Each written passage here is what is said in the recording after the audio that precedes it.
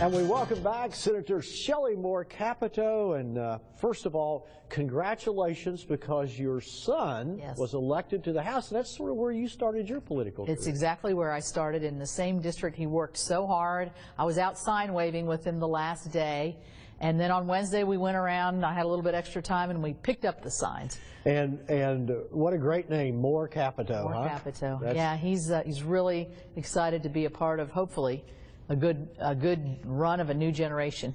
You know, what's really interesting, I'm going to start out asking you some President-elect Trump questions, but I would suggest to you that West Virginia was the first state that really embraced Trump. I mean, very early in the primary process, our numbers for him were over the top, and we've been there for him, and the rest of the nation sort of came along.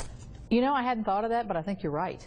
There were Trump supporters always from the beginning. The rally that I did not go to, but apparently at the Civic Center, was huge, standing room only. And you know, his message of people that are left behind and nobody's listening really resonated. You know, I really believe that Tuesday night, or Tuesday, history will show that as a transformational day in American history, where we sort of reset our government to take care of everybody as opposed to the sort of elitist. Do you think that's true? You know, I think so. I kind of had this theory that his message of that the system's rigged, I think it's rigged like the vote was rigged. It's just that the system's rigged to where the regular person doesn't get paid attention. Well, it's fixed. I mean, the fix gets in at levels that have nothing to do with the vote. It's sort of, once people are there, they take care of their buddies and they forget about everybody on the outside. Right, and then you hear sort of the aftermath now of the big time media going, who are these people and where do they live? They live everywhere, but you know, in the 5 cities that you go to. One of the disappointments to me is I don't think on a national basis the media did a very good job of being fair in this election. They didn't like Trump once. They loved him through the primary because they don't like anybody, and they thought he was destroying the party, but they really turned on him badly. Well, you know, and I think at the end of the day, people are smarter than that. I've had a few of my friends who are on the other side. They're like, I don't know whether to go to church or go to Canada. And I'm like, just believe in the people. Yeah. People's voice is always the strongest. One of the great things, Thursday when he met with President Obama, but all through the few days since he was elected, he's acted extremely presidential. I think people are going to be shocked. I think he's got a chance to be a great president.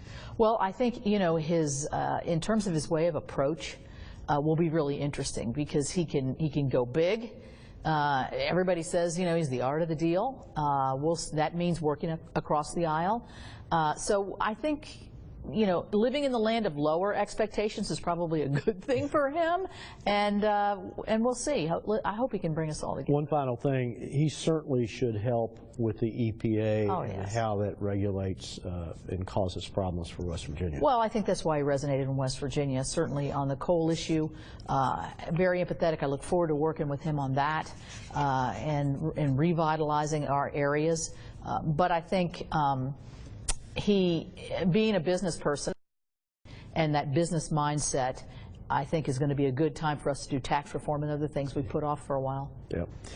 So let's turn to West Virginia. You're sort of the leader of the Republican Party, not sort of, you are, in West Virginia.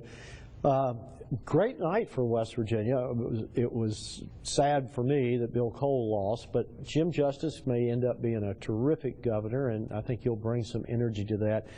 But Patrick Morrisey, that was, I mean, you were the last person I've ever seen go through that when Jim Humphreys just tried to annihilate you. But Morrisey went through a lot to win. He did, and you know, Patrick, I'm obviously very supportive of him.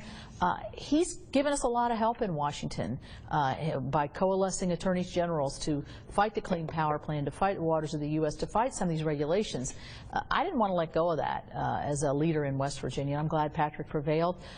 You know, Bill Cole, in my view, is a very courageous person, because I hope Jim Justice does well. He's a business person, but Bill Cole has put into place some great tools for him to use. He has done more to transform this state from a business standpoint of the last 2 years as president of the Senate, which he clearly led that effort. Right. And went out and did things people thought were impossible. History will show him to be one of the 10 most influential people ever. Yeah, I mean, he's given the next governor the tools. I'm sorry it's not him, but I have faith that Jim Justice will do a good job. Mac Warner, big win for him. That's a transformational moment in West Virginia history. It really is. I mean, Mac serving in Afghanistan in service of his family. What a great guy, too. Yeah, and to knock off a long time incumbent. I mean, I think what it shows is West Virginia, 14 was not a fluke. Right. 16 was a continuation, except for the governor's office, really. Well, we've got a really strong Republican. And now, with the Justice win, I think we've got a two-party system in the state. That's good. Well, I think we do, and from my standpoint as a Republican and as the Republican leader, the young people that we have joining Ryan Weld up in the Northern Panhandle with Ryan Ferns, with my son and Ben Queen in the middle of the state, and you know, we've just got a lot. My nephew Riley Moore over in the Panhandle. We've just got a really bunch of young, enthusiastic Republicans that really want to take it on. So one of the things that makes me comfortable is we now have, for the second consecutive 2-year cycle, a Republican-controlled legislature. Mm-hmm. So that means that all of the things that happened in the last 2 years, they're not going to try to come in and reverse and create chaos across the state. So that really does mean now that it's going to have to be a competition of ideas, because the governor's going to have to buy in, or he'll have to be overridden, or the legislature. You know, I think, too, people didn't take into consideration that it had been 80 years since we as Republicans had the reins of power in either house. And, you know, there's growing pains with that. And I think the leadership and the members have learned what's going to work, what's important to the American people, or to West Virginia, and kind of maybe throw out some of the sluff that gets you like raw milk kinds of things. And all that other kind of crazy stuff, that's just, that's wasting time. You know, West Virginia has a big advantage, too, I think, in this situation, in that the override of the governor's veto is only by majority. Right. And, you know, over in the Senate, it's a pretty hefty, in the U.S. Senate, it's a very hefty bar to get over, to override presidential veto. Well, we did it once. So it seems to me that West Virginia could really finally be on the cusp of greatness. We can bring jobs in here. We obviously got a great location. I mean, do you feel that? I do feel it, because I feel like when you're kind of down and a little bit out, it causes you to rethink your approach in your personal life, in your professional life, and as a state. I heard Gordon Gee say the other day, and I really liked it. I love the way he phrases things, when he said, "Woe is me" is not a strategy anymore. And it's not. It's not, no. And so, you know, we've got to move forward. We've been looking at some federal programs that we can take better advantage of. I think we're leaving money on the table here in West Virginia that can spur development, spur new ideas, the new economies, all those things. And one of the great things our budget crisis is going to do, because clearly there's not going to be more taxes in West Virginia, we're going to have to shrink our government, right-size it, as you will, and that'll make the opportunities to bring those grants in all the more important. I think, you know, when you hear things like we own 7,000 cars, and I'm sure we have lots of properties that we should be looking at, and Governor-elect Justice has already talked about that as one of the things he's going to do a big deep dive on.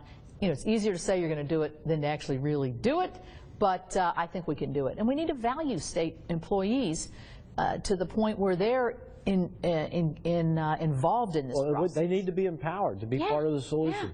Because they know what's going on. All right, Senator Shelley Moore Capito, thank you so much for all you do for West Virginia.